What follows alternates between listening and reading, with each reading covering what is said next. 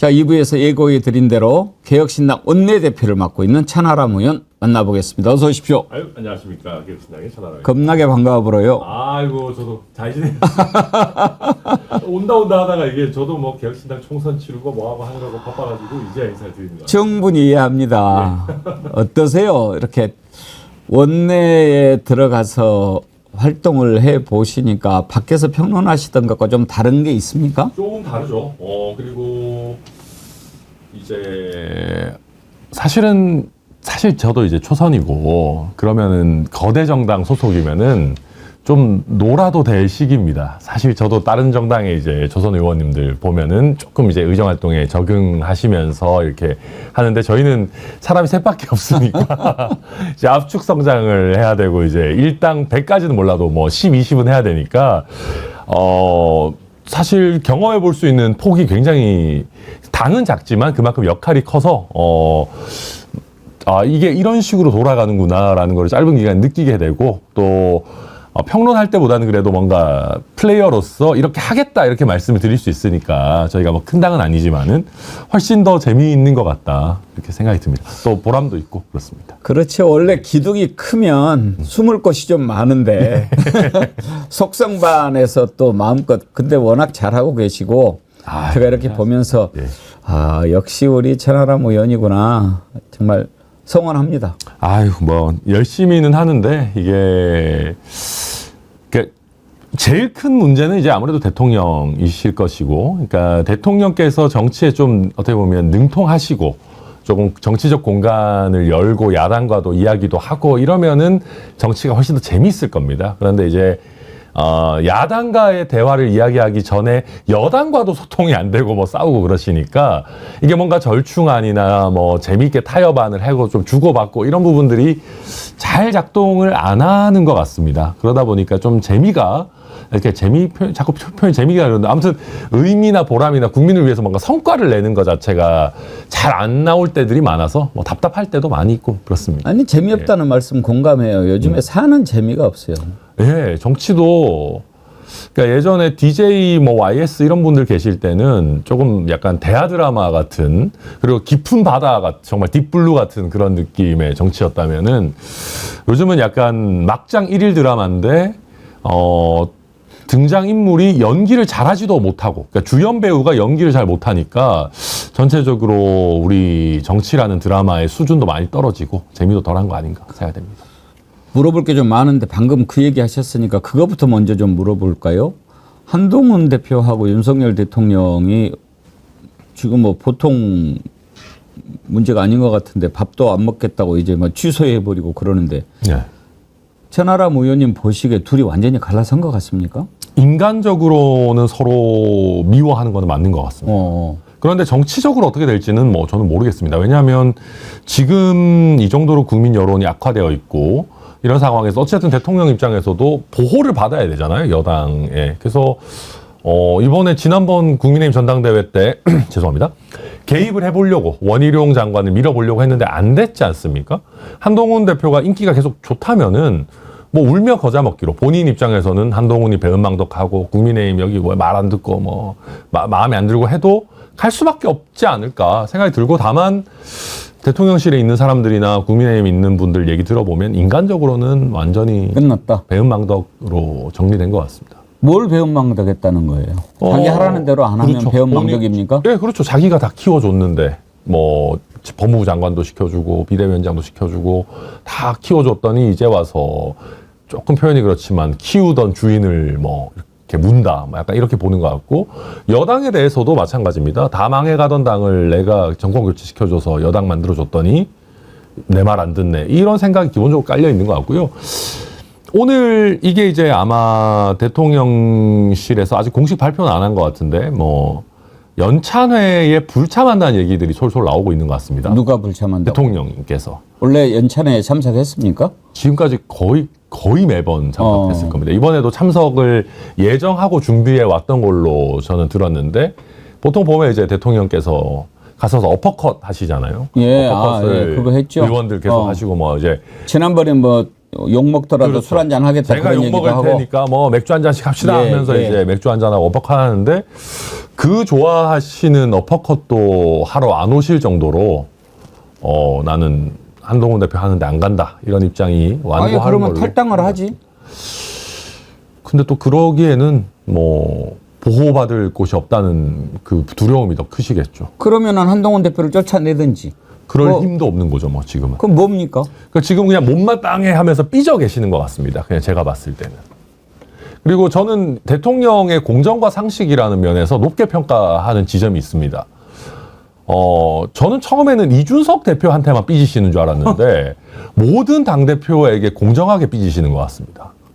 실제로 보면은 이준석 대표랑 티격태격 할 때는 저희가 다 보면 약간 세대 차이도 있고 서로 뭔가 생각도 다르고 이준석 대표도 사실은 뭐 예사 사람은 아니고 좀 별난 면도 있고 그러니까 그런가 보다 했는데 그 원만한 정치 경험 많은 김기현 대표랑도 결국은 티격태격 하다가 김기현 대표도 막 페이스북에 글 올리고 나 당대표 안 할란다 하고 뛰쳐나가 버린 사태도 왔고 그러면 원래 이 사람들은 인연이 없어서 그런가 보다 인연이 돈독한 한동훈은 괜찮겠지 해서 와서 봤더니 한동훈 대표랑도 틀어지잖아요. 그러니까 아주 공정하게 잘 삐지신다. 저는 뭐 그렇게 평가가 됩니다. 저는 뭐 한동훈 대표도 잘하고 있다라고는 생각하지 않지만 네. 적어도 이번에 의료 대란과 관련해서는 뭔가 좀 대안이 나와야지 그렇지 않으면 정말 큰일 나겠다라고 하는 생각은 그냥 상식이니까. 상식이죠. 한동훈 대표가 대안을 찾아야 된다라고 하는 것은 저는 그건 옳다고 봐요. 당연하죠. 그런데 그걸 이야기했다고 저 새끼 내 말 안 듣네. 밥도 안 먹어.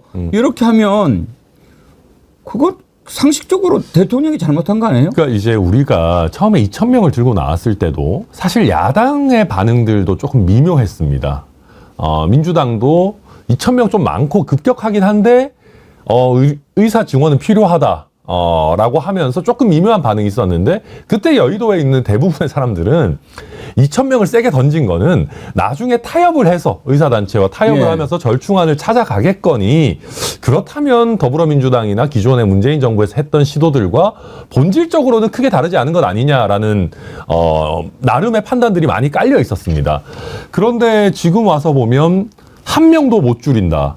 근데 이 말도 사실은 거짓인 게 실제로 정원은 1,490 몇 명으로 줄였어요. 한 명도 못 줄이는 건 아닙니다. 근데 그러면서 본인들이 줄이기 못하니까 20% 정도는 각 학교가 자율적으로 줄여라 해서 약간의 공간을 열어줬던 겁니다.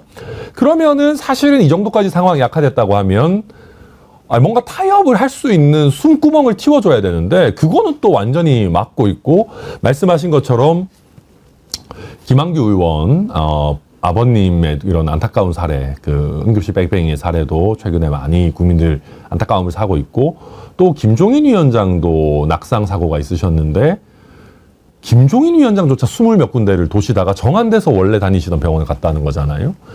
지금 여러 권역별로 조금씩의 차이는 있지만 대부분 지금 아프면 큰일 난다 예. 라는 생각이 다 사로잡혀 있는 상황에서 대통령 오늘 아침에도 나오셔가지고 의료 현장에 문제는 좀 있지만 비상 대응 뭐 잘 되고 있다. 큰 문제 없다. 너무 안일하게 그냥 국민 눈높이와 너무 동떨어지게 있으셔가지고 야 이거는 참 그 주치 있으신 대통령님이시니까 괜찮으시지 이게 일반 국민들이 거기에 얼마나 공감하실지 모르겠습니다. 그러니까 국민들이 그래요. 대통령은 주치에 있으니까 상황을 모르고 물정 모르고 그렇게 얘기한다라고 하는데 개혁신당에서 생각하고 있는 의료대란 해법은 어떤 겁니까? 그러니까 저희가 이제 이주영 의원이 저희 당에 이제 3명 중에 1명 있는 분인데 그분이 소아 응급 의료를 담당하시던 예. 의사셨어요. 그래서 그분의 말씀은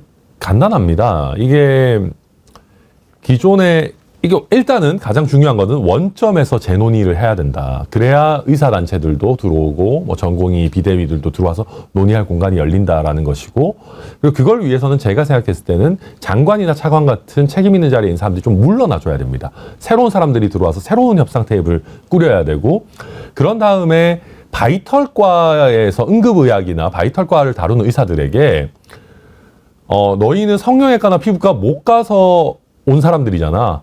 앞으로 의사수 늘려가지고 성형외과 피부과 단가 떨어지면 낙수효과로 너네 과로도 오겠지. 이렇게 대해서는 안 된다는 겁니다. 그 사람들의 어떤 소명의식과 근무 여건에 대해서 뭐 예를 들면 장비의 문제라든지 인력의 문제라든지 뭐 지방 의료 수가나 바이탈 수가의 문제라든지 이런 부분들에 대한 실질적인 얘기를 해야지 그냥 의사 수 늘리면 너네 과에도 부족한 의사들 올 거야 이래서는 안 된다. 그러니까 저는 전문가가 아니기 때문에 뭐 제가 잘 전달하는지 모르겠으나 요약하면 원점에서 문제를 다시 논의하면서 바이탈 과의 기본적인 지금의 어려움을 본질적으로 다루는 게 더 중요하다. 그렇게 저희는 보고 있습니다. 한동훈 대표가 그렇게 대안 얘기한 것과 관련해서 요즘에 가장 화제가 되고 있는 말이 지난번에 천하람 의원님께서 CBS 김현정 뉴스쇼인가 거기에 나가서 정신 박힌 사람들이라는 그 얘기가 아주 화제가 됐는데 네. 아니 지금 이런 문제도 제대로 정신 박힌 사람들은 이대로는 안 된다라고 생각할 거 아니에요. 그러면 네. 천 의원님이 보시기에 윤 대통령이 저렇게 고집을 꺾지 않는 이유는 뭐라고 보세요? 뭐 여러 이유가 있을 겁니다. 그러니까 저도 뭐 대통령의 참모나 뭐 국무위원이나 뭐 이런 분들을 다 싸잡아 욕하고 싶지는 않습니다. 그분들 중에 뭐 관료 중에 승진이 되신 분들도 있을 것이고 또 뭐 괜찮은 분들도 계시겠죠. 저는 다만 말씀드렸던 거는 김문수 전 지사나 뭐 이준수 방통위원장이나 뭐 이런 그 약간 좀 과거지향적인 아니면 이념적으로 극단적인 분들을 계속 임명하면 점점 더 어떻게 보면 합리적이고 건전한 분들이 안 올 거다라는 걸 강조하는 취지이고요. 그 다음에 말씀 주신 부분에서도 현실을 잘 전달하고 대통령에게 노선 변경을 주문할 수 있는 분들은 다 떠났습니다. 대통령이 경로하시기 때문에 그렇습니다. 예. 제가 대통령실에 그 대선 캠프 때 꽤 열심히 하고 활약을 해서 초기에 대통령실에 들어갔다가 조기에 나오신 분들하고 얘기 들어보면 대부분 다, 그러니까 대부분이라고 표현하기 그렇지만 제가 겪었던 많은 분들은 쓴소리 했더니 경로하시고 결국은 쳐냈다. 좀 밀려나더라.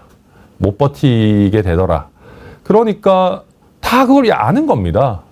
그러니까 아니 한동훈 대표가 여당 대표로서 조금 얘기해도 지금 이 난리가 나는데 대통령실에 뭐 선임행정관, 비서관 이런 사람들이 얘기하면 그거 나만 아겠습니까? 그거를 뭐 장관, 차관들은 바보입니까? 그거 다 알죠. 그러니까 대통령이 이거는 한번 갔는데 왜 물러나냐? 우리 할 수 있다. 의사들 함락시키기 직전이다. 나를 따르라 하면은 거기다 대고 누가 고언을 하고 현실을 이야기하시겠습니까? 그런 면에서 이게 제정신이라는 표현 너무 좀 강한 표현이지만 어떤 소신이 있고 용기가 있는 참모들이 잘 안 보이는 것 아닌가. 그리고 그게 설령 마음엔 있더라도 외부로 표출하기 굉장히 어려운 대통령실의 업무 환경, 문화가 자리 잡힌 거 아닌가 그렇게 평가합니다. 제정신 박힌 놈은 못 버티고 딸랑딸랑 하는 놈만 살아남고 네. 결국은 슬게 빠진 놈들만 있다 그런 얘기네요. 그러니까 그렇게 되니까 국민들이 보셨을 때 야 이거는 조금 문제가 있다 좀 야 수정하자 하는 게 다 안 되는 게 그런 것들 아니겠습니까? 지금 국회 운영위도 들어가시죠? 예, 예. 이번에 보니까 그 질문 하셨던데 이번에 리모델링 공사를 했는데 드레스룸하고 사우나 이걸 고치는데 돈을 엄청 썼더라고요. 그러니까 이제 저는 이번에 그 얘기한 게 그러니까 이게 모든 게 다 국정 운영의 문제입니다. 사실은 만약에 윤석열 대통령이 국정을 잘하고 계셨으면은 사우나 좀 하실 수도 있죠.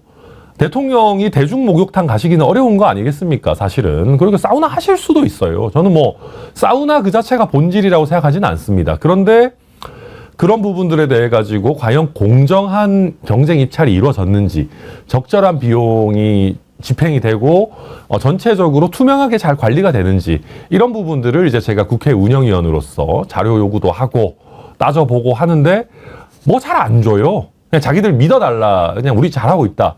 근데 솔직히 그 말만 듣고 어떻게 저희가 믿습니까? 이제 그런 면에서 질의했던 것이고, 근데 그러니까 계속해서 이거 뭐 보안시설이고 뭐 해서 안 된다 얘기하는데, 글쎄요, 그거에 얼마나 많은 국민들이 동감하실지 잘 모르겠습니다. 사우나가 없는데 만들었답니까? 아니면은 있는데 새로 고쳤답니까? 저도 뭐 정확하게 알지는 못하는데 아마 새로 없었던 사우나 시설을 만들었던 걸로 저는 알고 없지 않았을 것 같은데요. 기본적으로 조그마한 도크는 있을 것 같은데. 아마 뭐 욕탕은 당연히 뭐 욕조는 당연히 있었겠죠 기존에. 예. 근데 이제 뭐 뭔가 뭐 사우나를 할 만한 말 그대로 이 뭔가 이 뭐 훈증을 할 만한 뭐 그런 시설이었는지 저도 정확히는 잘 모르겠어요. 그거 한번 네. 나중에 기회가 있으면 챙겨봤으면 좋겠습니다. 제가 예. 보기에는 전혀 없지는 않았을 거고 또 이거 증축하는 것도 드레스룸 사우나 한 거 보니까 윤석열 대통령 생각이라기보다는 김건희 씨가 이렇게 만들어줘라고 하지 않았을까 그런 생각이 드는데요. 뭐 저희가 뭐 알 방법은 없지만 저는 뭐 충분히 그럴 수도 있지 않나 생각합니다. 돈은 얼마나 들어갔답니까? 그게 지금 예산이 완전히 완결돼 있지는 않습니다. 지금 짓고 있는 건축 예산으로 편성된 것만 해도 28억 원 정도로 지금 편성이 되어 있거든요. 그래서 이게 또 경호시설을 보충하기 위한 예산과는 또 별도로 잡혀 있습니다. 그러니까 그러다 보니까 이게 어느 정도로 됐냐라는 거를 명확하게 지금 100% 다 검증이 되지는 않은 상황이고요. 다만 그 최근에 보면 또 조그만한 한옥 정자 같은 거가 추가로 예. 됐는데 그거는 한 8천만 원 내외 정도 소요됐다라고 이제 명확하게 얘기를 한 것 같습니다. 지금 대통령실 옮겨가지고도 말이 많고 오늘도 그 얘기를 하던데 전 정권이 빚을 많이 져가지고 나라가 어렵다고 그렇게 얘기하지 않습니까? 그러면 전 정권이 빚을 많이 진 게 뭐 때문에 그랬는지도 따져봐야 되겠지만 설사 그렇다고 하면 더 아껴서 쓰고 줄여야지. 빚을 많이 넘겨줘서 힘들다고 하면서 사우나 늘리고 드레스룸 키우고 이렇게 하면 어떤 국민이 그걸 잘하고 있다고 생각하겠습니까? 그러니까 이게 뭐 다 맞는 말씀입니다. 그러니까 경제를 긴축을 해야 될 때는 긴축을 해야 되고 물가가 너무 오르면 시중에 돈을 좀 줄이기도 해야 되고 뭐 다 있는 겁니다. 정부의 역할이 있겠죠.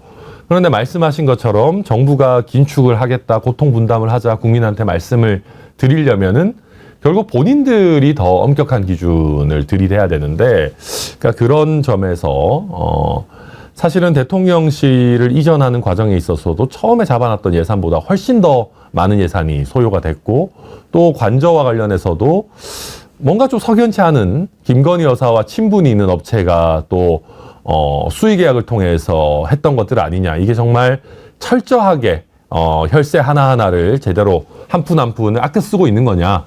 의구심이 들다 보니까 참 국민들 입장에서 이 고통 분담의 요청이라는 것이 좀 공허하게 들리는 것 같습니다. 하나만 여쭤봅시다. 네. 만약에 우리 천하람 의원님께서 이 다음에 대통령이 되시면 용산에 계시겠습니까? 청와대로 들어가시겠습니까? 저는 단언하는데 용산을 다시 쓸 대통령은 없을 것 같습니다. 예, 일단은 저도 뭐 보면 대한민국의 대통령이 있을 공간으로 보이지 않습니다. 원래 그런 용도도 아니고, 뭐 너무 화려해야 된다거나 이런 건 아니지만 어느 정도 외국에서 정상이나 손님들이 오셨을 때 건물이나 공간에서 주는 품격이라는 건 있어야 됩니다. 그리고 윤석열 대통령이 여기에 국민과의 소통을 강화하겠다라고 해서 옮겼지만 그런 거는 전혀 없거든요. 똑같이 구중궁궐화 되고 있습니다. 이게 어떤 의미에서는 청와대는 죄가 없었다라는 걸 지금 증명을 하고 있는 셈입니다. 그런데 청와대로 다시 돌아가려고 한다면은 또 아마 수많은 보안공사나 또 다시 뭐 도청, 감청, 뭐 대응, 뭐 이런 부분들이 문제가 될 거라서 저는 아주 높은 확률로 다음 대선에서는 대통령실 주요 기능의 세종시 이전을 여야 모두가 다 공략할 거라고 생각하고, 저희 개혁신당에서도 대통령 후보를 당연히 내야 될 거라고 생각하는데 내게 될 텐데, 그러면 저도 그렇게 하자고 주장할 겁니다. 차라리 이번 기회에 용산은 너무 이상하고 또 윤석열 대통령 때문에 좀 배렸고 어떤 의미에서는 청와대 다시 돌아가는 것도 보안에 문제가 있으니 외국에서 다 파악하지 않았겠습니까? 세세하게. 그러니 차라리 이번 기회에 세종으로 가자라고 하게 될 것이다. 저는 그렇게 전망합니다. 청와대로 돌아가든 세종으로 가든 어찌됐든 지금 용산은 누가 봐도 5년짜리인데 네. 상식적으로 생각했을 때 자기가 영원히 살 집 같으면 그렇게 뜯어고치고 많은 돈을 들여서 고치지만 5년 살 전셋집에 몇십억씩 들여가지고 그렇게 돈 들이고 처바르고 하는 것은 정상이 아니죠. 그렇죠. 그래서 본인은 앞으로 뭐 대대손손 쓸 거다라고 생각하고 계시겠지만 제가 장담컨대 윤석열 대통령과 국민의힘의 관계가 어떻든 뭐 복잡한 모르겠고 국민의힘 후보도 절대 거기 계속 쓰겠다 얘기 안 할 겁니다. 예. 우리 천하람 의원님 원래 고향은 대구시잖아요. 그렇죠. 근데 예. 순천에서 오랫동안 활동을 하셔서 그런지 지난번에도 인터뷰할 때 쓰잘데기 없는 그리고 오늘은 배렸다. 전라도 사투리가 대구 사투리보다 더 많으신 것 같아요. 네, 더 요새는 더 그렇습니다. 아니 근데 이제 그리고 또 남도가 이게 또 좋잖아요. 네. 정이 또 깊고 대국 분들이 정이 없다는 건 아니지만 예. 아무튼 그렇습니다. 예. 푸근하죠. 예, 푸근하죠. 순천에 지금도 사무실이 있습니까? 네, 저 국회의원 사무실 돼 있고 법률 사무실은 저희가 이제는 겸직이 금지가 돼 있어가지고 그렇죠. 예, 국회의원 사무실로. 그러면 지역구가 순천입니까? 제가 최근에 개혁신당의 순천 당협위원장으로 임명이 됐습니다. 그래서 저 순천 자주 가고요. 다만 이제 아직 임기 초고 또 제가 너무 막 이렇게 싸돌아다니면 우리 순천 지역구 의원님이 별로 안 좋아하셔서 적당하게 그냥 순천에서 뭐 원래 이제 친한 분들 만나고 이렇게 하면서 그냥 잘 지내고 있어요. 순천 지역 기반을 옮기거나 버린 것은 아니시죠? 전혀 아닙니다. 전혀. 예, 그리고 실제로 이제 저희가 의원 숫자도 많지 않고 또 챙겨야 될 것도 많고 하다 보니까 제가 약속 드렸던 것만큼 전남이나 광주, 호남을 위해서 많은 활동을 하고 있지는 못합니다만은 그럼에도 불구하고 실제로 순천 당협위원장이고 제가 거듭 늘 말씀드리지만 제가 비례대표를 어떻게 보면 편한 길로 이렇게 오느라고 지역구 출마 못한 건 맞는데 그런 만큼 호남 몫의 비례대표다라고 생각하고 열심히 할 생각입니다. 개혁신당 얘기 나온 김에 예. 지금 허은하 대표 그리고 천하람 원내대표 이렇게 꾸려서 하고 계시지 않습니까? 그렇죠. 그런데 이제 주요한 결정할 때 이준석 의원의 역할이 어느 정도일까 궁금해하는 국민들이 많거든요. 저희가 뭐 일상적인 결정을 할 때 다 물어보거나 이럴지는 못합니다. 왜냐면 서로 다 바빠가지고. 예. 근데 대체로 결정을 하고 나면 그러니까 약간 합을 맞춰온 세월이 있기 때문에 대체로 비슷하게 그러니까 안 물어봐도 약간 이심전심으로 가고요. 말씀하신 것처럼 이준석 의원이 지금 당직을 뭐 이렇게 당대표를 하고 계시진 않지만 사실은 저희 당의 저는 대권주자라고 생각하고 가장 주요한 정치인이기 때문에 중요한 의사결정을 할 때는 당연히 상의하고 가능하면 이준석 의원의 의견을 최대한 잘 존중해서 당을 운영하려고 합니다. 예. 네. 그렇다고 해서 뭐 수렴 정정을 한다거나 배후 실세라거나 뭐 그런 건 아닙니까? 그 뭐 나쁘게 보자면 근데 뭐 저는 허은하 대표께서도 굉장히 잘하고 계시고 또 이준석 의원과 합을 잘 맞춰서 하시려고 하고 계신다고 생각하고요. 그러니까 이게 어떤 분들은 허은하 대표의 존재감이 이준석 대표에 비해 떨어지는 거 아니냐 이런 얘기도 합니다. 당연하죠. 그러니까 뭐 이건 제가 했어도 마찬가지일 겁니다. 이준석 의원에 비해 존재감이 대부분 다 떨어질 수밖에 없죠. 워낙 인지도나 뭐 화제성이나. 근데 허은하 대표가 이제 굉장히 어려운 이준석 이후의 당대표를 맡으면서 어쨌든 저희 개혁신당이 연합 정당인데 이게 당이 막 쪼개지거나 뭐 막 나지 않고 이원욱, 조응천, 양양자, 금태섭 의원들 다 이렇게 잘 원팀으로 갈 수 있도록 당을 안정적으로 운영하고 계시는 것만 해도 좀 굉장히 잘하고 계신다 평가합니다. 그런데 이제 왜 그걸 좀 더 여쭤보냐면 네. 개혁신당의 스탠스라고 할까요? 이런 것에 대해서 좀 국민들이 궁금해하는 대목이 있습니다. 네. 지난번에 특검법에 대해서도 그렇고 어떻게 보면 자율적이기도 하지만 뭐냐?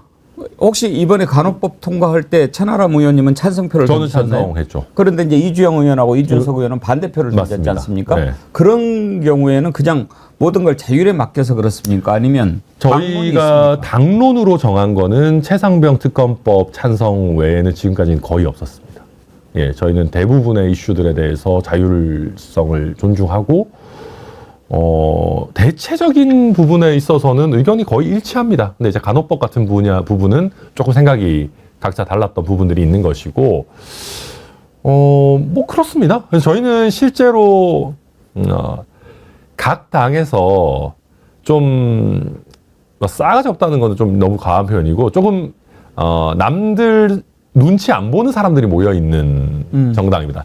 저희끼리는 좋은 말로 소신파 정당이라고 예, 생각하는데 예. 뭐 이준석 천하용인도 그렇고 뭐 조금박해 조응천 금태섭 뭐 그다음에 이원욱 의원님도 다 이제 약간 그런 사람들이기 때문에 저희는 기본적으로 어지간한 거는 당론으로 정하지 말고 그냥 좀 가능하면 자율에 맡기자.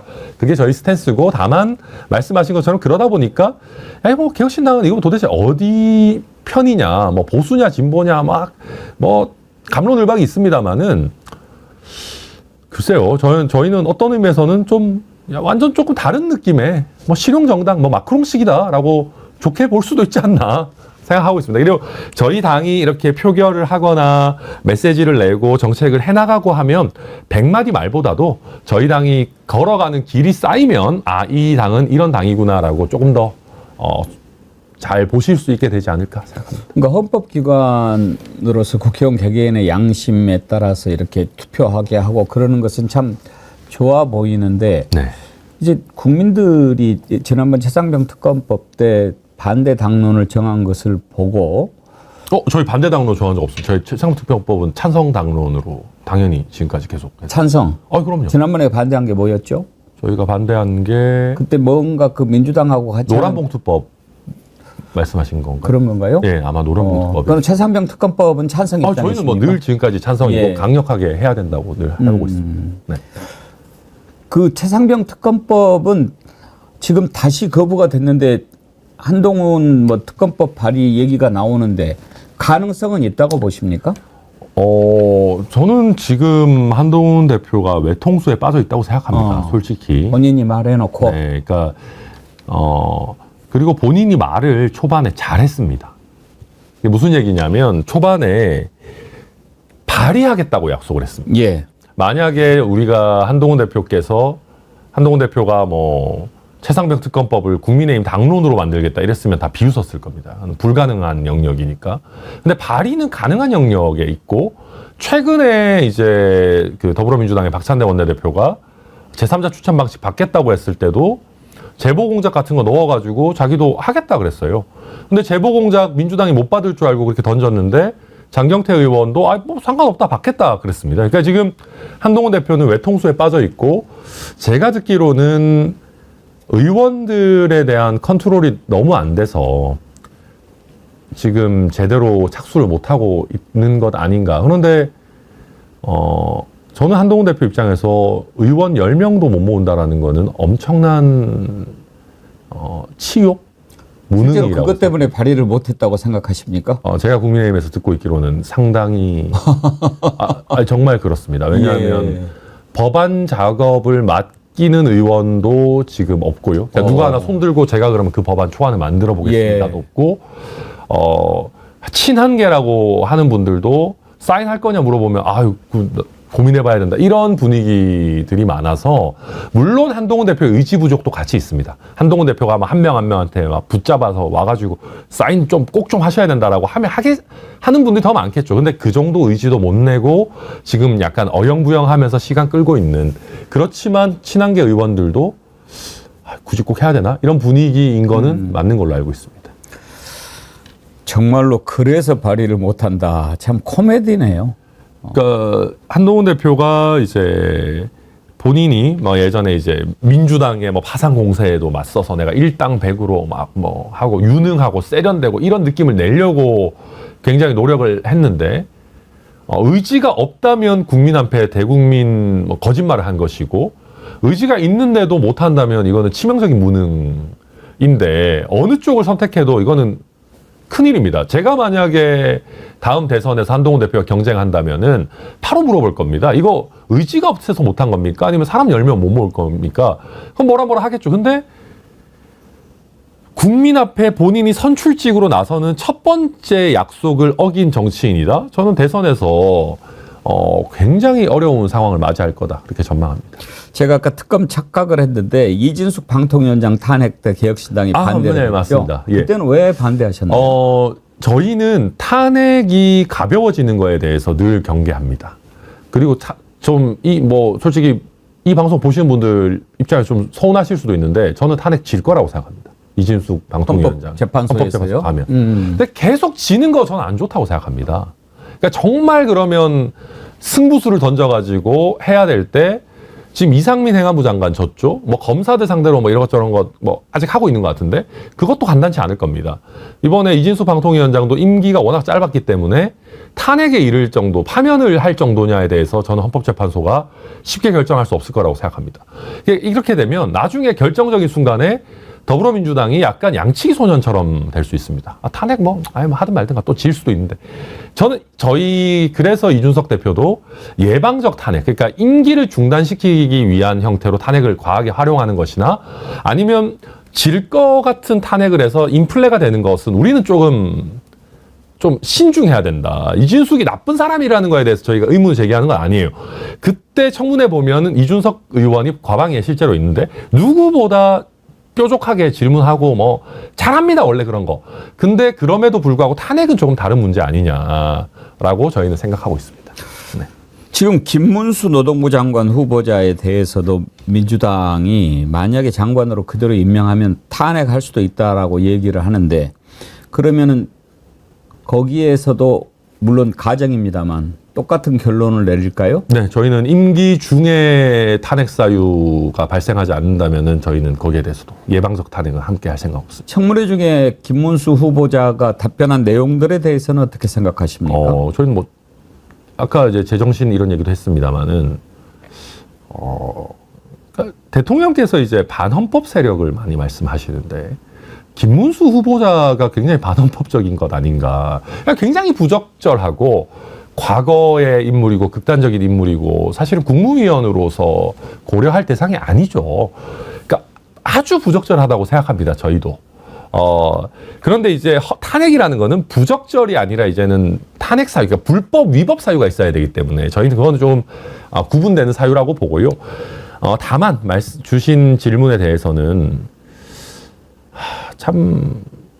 그리고 일단 우리 일본에 대한 부적절한, 우리 역사에 대한 왜곡된 인식뿐만 아니라 노동부 장관이면 노동계랑도 대화를 해야 되는데 무슨 보면 파업, 뭐 불법 파업하면은 무슨 손배 폭탄 터뜨려야 된다 이런 얘기가 막 잔뜩 있습니다. 뭐 그런 분이 과연 노동계와 어떻게 대화를 할 수 있을 것인가? 그러니까 역사 인식의 면, 그리고 우리 뭐 임시정부를 비롯해서 뭐 3.1운동과 임시정부의 법통 같은 우리 헌법 전문에 수록된 내용, 그리고 업무 역량의 면, 이런 종합적인 걸 어느 하나를 봐도 왜 이분이 노동부 장관을 해야 되는지 저희로서는 사실 이해가 되질 않습니다. 그런 점에서 제가 그걸 좀 여쭤보고 싶습니다. 지금 인사청문회라고 하는 것은 그 사람의 모든 것을 들여다보는 것 아니겠습니까? 네.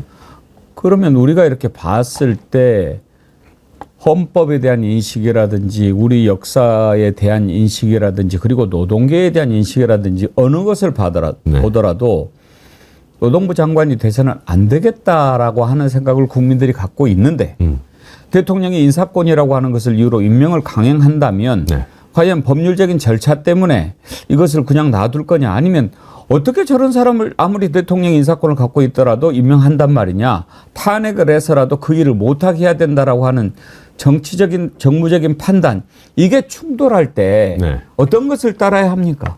저는 아무리 그렇다고 해도 탄핵제도를 그렇게 쓸 수는 없다고 생각합니다. 그리고 탄핵제도를 써서 직무 집행 정지를 시킨다고 해도 또 결정이 나오면 복귀하게 됩니다. 그리고 사실 그 직무 집행이 정지되어 있는 기간 동안 아무리 이상한 인간이라도 또 공석인 거에서 오는 또 마이너스도 있습니다. 국정 운영이나 뭐 여러 행정의 면에서 없는 것보다도 못하다 평가 물론 할 수 있지만, 그러니까 이제 그런 겁니다. 이제 우리가 사실 이 문제의 본질이라고 하는 것은 우리가 장관들의 임명에 있어가지고 국회 동의를 요하지 않습니다. 인사청문만 거치면 되도록 하는 문제고, 이게 기존에도 여러 차례 문제 제기가 되어 왔지만 대통령의 인사권이라고 하는 측면에서 계속해서 동의까지는 강화를 못하고 지금까지 오고 있고, 저는 앞으로는 이제 이것이 개헌 논의가 됐든 아니면 여러 차원에서 결국은 동의의 형태로 가야, 이게 이제 여야가 계속 교차하고 뭐 정권도 바뀌고 해서 솔직히 서로서로 손대고 싶지 않은 분야이긴 합니다만은 그래야 어느 쪽이 정권을 잡든 극단적인 인물은 어쨌든 임명이 안 되게 되거든요. 좀 평이한 인물 위주로 가게 됩니다. 그래서 그렇게 가는 게 전 장기적으로 맞지 않나 하는 생각입니다. 네. 바쁘신데 아주 긴 시간 답변 잘해 주셔서 감사드리고. 아유, 별 말씀입니다. 끝으로 오늘 대통령 국정브리핑 기자회견 했는데 좀 보셨나요? 제가 조금 봤는데요. 예. 약간 이상한 거지만 대통령 언변은 좀 늦으셨더라고요. 아, 그래요? 그러니까 예전보다는 훨씬 술술 이렇게 말씀을 하시는 것 같습니다. 뭐 제가 근데 문제는 이제 그러니까 제가 장담하는데 이번에 대통령 국정브리핑 하신 거 그러니까 내일 금요일이죠. 내일 정도만 지나면 토요일에 정치 프로그램에서 한두 번 다루는 거 빼고는 아무도 얘기하지 않을 겁니다. 그러니까 뭔가 엄청난 국민연금에 대해서도 저는 되게 기대를 많이 했습니다. 구조개혁에 대해서 굉장히 알맹이 있는 얘기를 하실까. 의료개혁이나 당정 갈등이나 김건희 여사 문제에 대해서도 뭔가 한두 가지 정도는 좀 확실하게 진척된 입장이 나오면 그거는 살아있는 얘기가 되죠. 살아있는 얘기라고 할 만한 것이 거의 없었습니다. 그래서 오늘 정도 얘기하다가 내일만 돼도 시들해지고 저는 그게 대통령이 가지고 있는 가장 큰 문제라고 생각합니다. 국민들이 대통령에 대해서 관심을 잃어버리고 있고 무슨 말을 해도 그냥 그냥 대통령 하시는 말씀인갑다. 약간 그렇게 되고 있어서 저는 그게 더 큰 위기 상황 아닌가 평가합니다. 알겠습니다. 오늘 나와주셔서 감사드리고요. 응원 댓글이 많이 올라왔는데 제가 잘 소개를 나중에 해드리도록 하겠습니다. 아유, 좋게 봐주셔서 보물 천하람 의원님, 이양님이 그런 의견 주셨고요. 부산이대희님, 천 의원님 개혁신당 그런 건 안 궁금하고요. 정어리 TV 좋지? 아유, 맞답니다. 아주 좋습니다. 예.